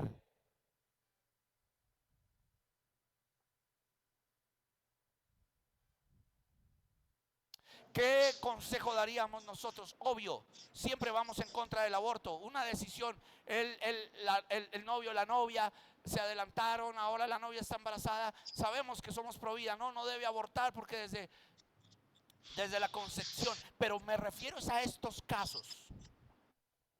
¿Cómo haríamos? Ahí es donde tienes que entrar a pensar como Dios, defendiendo la vida de él, pero también sintiendo el dolor que siente esa mujer que fue violada, esa hermanita que miren, les voy a comentar el caso. Me llegaron aquí ese hombre desesperado, él buscó consejería en una mega iglesia y el pastor le mandó a decir que tenía tanta lista que lo podía atender 6 meses después. Cuando ya la situación era urgente, él dijo: si todo esto sale, yo voy a la cárcel, mi hija va a terminar loca, mi hijo loco, porque mi hija dice que está enamorada de su propio hermano, que lo ama porque ellos desde niño, imagínate, él 11 años, ella 10 añitos practicando eso. Fue muy duro. Cuando yo empecé la iglesia, la teníamos ahí en la Azucena, fue muy duro para mí como pastor. Pero ¿cómo manejé el caso? Yo indagué, estudié, me quemaba noches y noches. ¿Cómo soluciono esto? Y un día Dios llega y me dice: mira, David, dile al padre que si tiene algún familiar en otro país, o que busque la manera de enviar a su hijo. Ya un muchacho de 16 años, 17, no te vas, que no me voy, que te vas. Y yo empecé a hacer el seguimiento, los tuve aquí a los 3. Le dije a ella: mira, tú no puedes, esto no va contra Dios, pero es que yo siento que lo amo, pero es que mi bebé, yo no quiero matar a mi bebé. Mi papá, mi mamá querían que yo abortara a este niño, que yo no lo quiero abortar, y si yo tengo que ir y denunciarlos, lo haré. Imagínate esa consejería con esa niña, ¿sabes? Fueron días de oración, días de ayuno. Y me acuerdo que la cogí y le dije: mira, tienes toda la razón, pero tu niño va a venir enfermo, puede que tú arriesgues tu vida. Y le di el consejo: tenlo, pero dalo en adopción. Tu hijo será feliz con otra persona y trabajemos por restaurarte a ti. El varón me dice: yo tengo una hermana en España. Le dije: manda a tu hija para España después de que tenga el niño. Seguí con ellos el proceso. Ustedes no se imaginan, hermanos. Seguí con ellos el proceso. ¿Sí o no, Amparito? Él nunca quiso dar la cara en la iglesia. Nunca. Pero todavía me escribe y a veces me manda ofrendas desde España. Me dice: ¿sabe qué, pastor? Lo amo. Usted ayudó a mi vida. Él se congrega ahorita y es un buen cristiano. Su hija ya es una mujer adulta, 16 años, súmele 10, casi 26, 27 años. Consiguió su esposo y entendió. Ella a veces me escribe y me dice: gracias, pastor. ¿Por qué? ¿Qué hizo, pastor? Le dije a ella: mira, tienes 4 meses, voy a estar contigo hasta los 9. Da a tu niño en adopción. Tú siempre sabrás que habrá un niño tuyo, listo. No fue el motivo, pero él viene enfermito, tú te vas a arriesgar. Ella lo tuvo, lo dio en adopción. El niño de ella está en ese momento en Holanda. Y ya no volvió a saber quién lo adoptó ni nada, por cuidar la vida. Lo dio en adopción, ella se fue para España. Trabajé con el joven, que el trabajo con el joven fue fuerte. Decirle: mira, se cometió este error, ustedes eran niños, ustedes no lo entendían, ustedes sintieron esto, estaba mal. El muchacho ahora es un gran médico también en otro país. El padre los llama. Creo que ya se reunieron hace un año, se pidieron perdón, no sabían, eran niños. El padre y la madre todavía están juntos y agradecen y dicen que ahora son padres consejeros en la iglesia donde están y tratan estos mismos casos. Tuvieron que irse del país para no sé, creo que aquí él podía parar en la cárcel en ese entonces. Tuvieron que irse del país. Sus hijos tuvieron un tiempo, fue la consecuencia de ver sus hijos uno aislado del otro, pero siempre hicimos el seguimiento y sabes, pudimos salvar la vida de ese bebé. pudimos salvar la vida de esa familia dando un consejo sabio. Cuando usted vea esto, siempre sea pro vida, pero piense en la vida del bebé y en la vida de la persona que fue lastimada. Acompañe el proceso, nunca lo suelte, nunca lo suelte. Pudimos solucionar. No sé incluso si él esté esta mañana ahí conectado. Yo sé que él no hablaría porque es algo muy privado de la vida de cada uno. Lo acaba de decir mi hermano César, secreto de confesión. Pero él me autorizó de hablar del caso. Nunca daré los nombres. De pronto hasta me esté escuchando ahí en clase. Pero yo le doy gloria a Dios de haber aprendido esto, porque esto me despertó a mí cómo estudiar en diferentes casos. Hace 4 años me invitaron a una iglesia. También estuve donde vino el hermano y me dijo: pastor, no sé qué hacer. Mi esposa, mi bebé, el bebé viene mal formadito, no mal formado, sino mal ubicado. Y el médico dijo: no hay nada que hacer, o es el bebé o es tu esposa. Vienen muy comprometidos. O sacrificamos la vida del bebé en el momento de dar a luz, tu esposa puede morir. ¿Qué hago, pastor? Mira, yo lo abracé, lloramos juntos. Le dije: mira, un consejo, yo no sirvo para quitarle la vida a nadie. Me pones contra la espada y la pared, pero nota algo. Si hoy tal vez ves morir a tu hijo, vas a tener a tu esposa y vas a tener una oportunidad para volver a tener un hijo. Si tienes a tu hijo, lo criarás solo, ya no tendrá mamá. ¿Qué quieres hacer? Orémosle a Dios. Lloramos juntos. Ahí sí tuve que ministrar y llevar oración y llorar con él. Tomó la decisión. El bebé murió. La mamá prevaleció. Eso fue muy duro. El luto, yo los acompañé en el luto. Pero mira la soberanía de Dios tan hermosa. 2 años después volvió a tener una niña. Hoy en día andan con la niña en la cruzada cristiana, para arriba y para abajo, me saludan: mi paz David, gracias. Fue muy duro el proceso, pero no entendía a Dios, entré en depresión, no quise nada. Wow, aquí en esta iglesia donde estoy hoy enseñándoles, me pasó un caso de una profecía de que una hermana tendría un bebé. La hermana quedó embarazada, pero el embarazo fue embrionario, el bebé muere. Y toda la iglesia me dijo: eres un falso profeta. Se me vinieron encima varios, hasta miembros de la iglesia se fueron. Y yo: Dios, pero Señor, tú me dijiste que la ibas a sorprender. Cuando el bebé muere, el médico la coge a ella en medio de la muerte de ese bebé, de ese embrión. Se va el audio. ¿Se va el audio? ¿Está aquí? Se escucha, Pasto, se escucha. Ok, se escucha. Se escucha bien. Ok. Entonces note esto.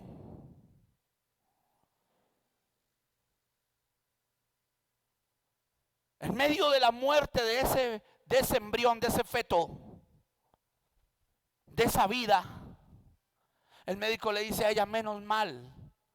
Y ella le dice: ¿por qué? ¿Cómo así que menos mal que murió? Usted es muy duro. No, menos mal que no lo tuviste ahorita, porque es que acabamos de hacerte un estudio y hemos detectado que tú tienes un soplo en el corazón. Si el bebé hubiese seguido teniendo ahí, en algún momento o mueres tú o te mueres con el bebé, o la vida de los dos hubiera podido estar en riesgo. Ella llora, ella viene y me dice: pastor, no entiendo, usted me dio una palabra, yo solamente puse las manos y le dije: Dios hará el milagro, no te preocupes, yo acepto todo el rejo que quieran darme. Ríase. Vuelve a la próxima cita. Le hicieron estudios por todo lado, ya no tenía el soplo. 15 días después al marido lo tratan de robar, le parten una pierna al marido. No, 15 días no, como un mes y medio más o menos fue, que estaría mintiendo en orden. Pasa el tiempo, ella como a los 2 meses, 3 meses, porque el marido quedó con la pierna casi destrozada, se va una noche porque el marido se agrava, ella se queda a dormir en la pieza de su marido, se tiende en el piso, coloca como un cartoncito para dormir al lado de su marido, se levanta en la mañana y empieza con mareos, casi se desmaya, las enfermeras la cogen, le toman exámenes y le dicen: felicitaciones, usted está embarazada.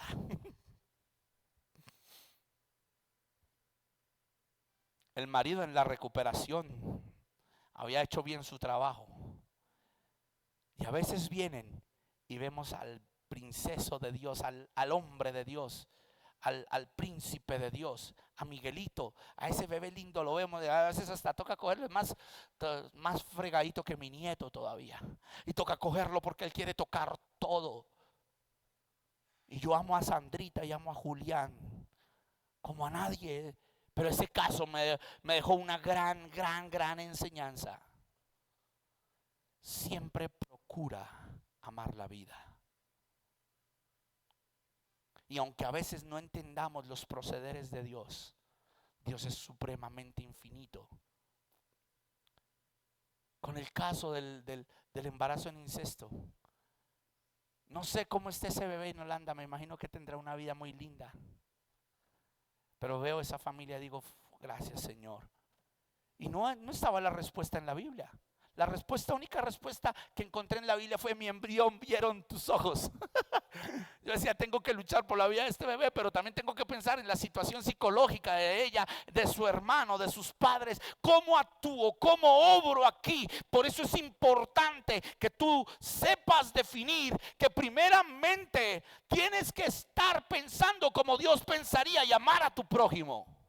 No se puede dar consejerías solo porque, no, pues si no, pues mire cómo hace, hermano. O vaya, hay que orar, hay que ayunar. Ellos no están esperando solo una respuesta de ayuno y de oración. Están esperando la consejería de un hombre que se dice ser, o de una mujer que se dice ser guiado por Dios, capacitado y apto para enseñar, útil para toda buena obra. A veces tenemos la más fácil. Vaya y ore. Hay que ayunar. Ore que Dios le dará. Hay casos, como Dios le dijo a Josué, que no son de oración, son de acción. Son de una consejería plena. Y si tú unes la consejería y la oración, todavía será el doble de efectivo, el triple de efectivo. ¿Qué hacer en ese caso? Pues sencillo, acompaña el procedimiento con una consejería de esa madre. Instala que a pesar de haber tenido un momento crítico en su vida, de haber quedado marcada, el bebé no tiene la culpa. Esa concepción no tuvo la culpa. Pero en un momento tú puedes decirle, mira, si ves que tú ves ese bebé y te crea dolor, te crea cosas, pues tenlo, y en el momento de tenerlo, dalo en adopción. Puede ser la felicidad para alguien que no los ha podido tener. Y acompáñala, porque vuelvo y te lo digo, hablaremos sobre sociología y psicología, si la psicología verdaderamente compagina con la Biblia o no. Eso lo vamos a ver, porque de hecho los padres de la psicología eran aborrecedores de Dios. Freud, Rothman, Skinner, eran aborrecedores, enemigos de Dios, del cristianismo. Pero ¿qué es la psicología? Yo no lo veo como psicología, más bien lo veo como consejo de Dios en hombres y mujeres que se forman. Pero eso lo hablaremos dentro de 8 días. Pero la pregunta es, ¿tenemos también las bases? Escúchenme, la bioética para ayudar a una persona que ha sido violada, maltratada. ¿Sabían ustedes que incluso hay casos de mujeres que se sienten violadas por sus propios esposos? Porque las obligan a tener sexo, que porque están dentro del matrimonio. ¿Cómo trabajar ese tipo de áreas? Tendremos una consejería para una joven, una mujer que llega a la iglesia y que la violaron, o que en su vida tuvo una vida sexual desordenada y se practicó varios abortos y ahora no puede con el peso de conciencia, con el remordimiento. ¿Cómo manejamos esos casos? Espero, hijos, que de aquí a que terminemos bioética esto quede claro y ustedes puedan tener una mejor definición de cómo dar consejería y ayudar. ¿Les gustó la clase? Maestro, tengo entendido que Tomás Alva Edison era fruto de una violación. Su madre decidió tenerlo. Aún en los colegios lo rechazaron porque era un niño especial. Lo educó en casa y mire. Todos esos casos los vamos a ver dentro de 8 días. El de Beethoven, La madre ya había abortado a varios y cuando le dijeron su hijo viene con malformación, ella dijo, pues que venga, yo lo voy a tener. Él, Bach, Beethoven, era sordo de un oído y fue el mejor músico del mundo. Pineda, por favor, Benji Pineda, ¿cierto? Te escucho. Melanie Pineda, Melanie Pineda. Escucho. Quiero sus opiniones. ¿Cómo les pareció esta introducción? Porque digo que es una introducción. Escucho a mis hermanos de MIT. Pastor, poderoso, profe, poderoso. Yo creo que Pastor, muy interesante, gracias, Dios lo bendiga. Ok. muy bueno que pudiéramos. Uno por uno, por favor, uno por uno. Ok. Pastor, pienso yo que sería muy interesante invitar a estos eventos a los médicos. Ok. Porque sería muy importante, pienso yo en mi corazón.